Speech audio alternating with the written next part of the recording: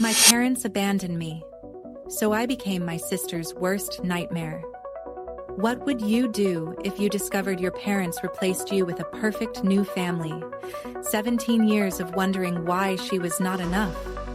17 years of anger building inside a girl who grew up behind orphanage walls while her real parents lived comfortably just miles away. This is the story of Maya, a girl who turned pain into rebellion and revenge into an unexpected journey of redemption. Maya was not your typical orphan.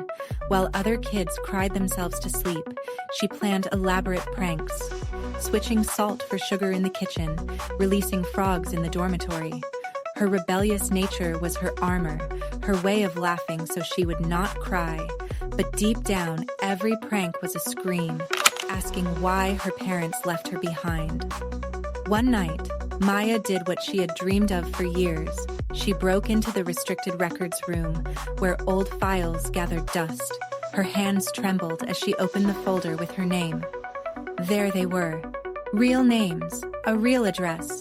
Her parents were not dead. They were not poor. They simply chose to forget her. The next day, Maya stood across the street from a beautiful suburban house through the window. She saw them, a happy family, her mother laughing, her father cooking, and a 12-year-old girl with the same eyes as hers, a sister, a replacement. The betrayal burned hotter than any anger she had felt before, but Maya was smart. She forged documents with skills learned from older kids at the orphanage. Within weeks, she enrolled in her half-sister Emma's school. It was almost too easy. Emma was lonely, eager for friendship. She invited Maya home without knowing she was inviting in a storm. When Maya's fake story about circus performer parents abandoning her in a motel room reached their ears, her real parents did something that twisted the knife deeper. They offered her a place to stay. The irony was suffocating. They would rescue a stranger, but abandon their own blood. Maya's plan unfolded perfectly.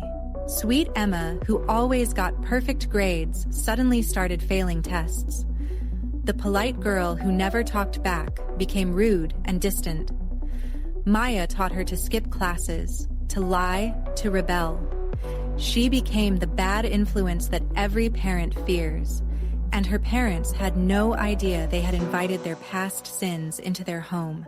Watching them struggle was satisfying at first, seeing their confusion, their disappointment, their exhaustion. But something unexpected happened. Maya started seeing them as human, flawed, scared one night. She overheard them crying in their bedroom. Her father said, maybe this was karma for abandoning their first daughter 17 years ago.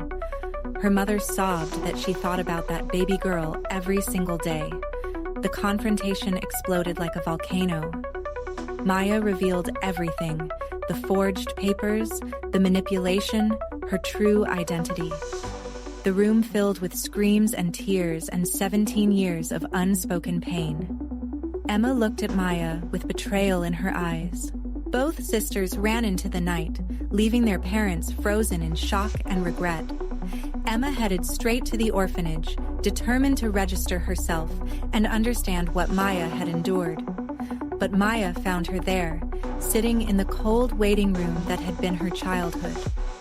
For the first time, the sisters really talked. Emma understood the pain. Maya understood that Emma was innocent. They were both victims of their parents' mistake. Together, they walked back home. Their parents waited at the door, broken and hopeful. The conversation that followed was not easy. There were apologies that could never undo the past, explanations about fear and youth, and terrible choices made 17 years ago. But there was also truth, raw and painful and necessary. Maya learned that revenge does not heal wounds. Emma learned that perfect families do not exist. Their parents learned that running from mistakes only makes them grow larger. They agreed to try to be a real family, messy and complicated and real. Sometimes the family you fight against becomes the family you fight for. Share this story with someone who needs to hear that second chances are possible.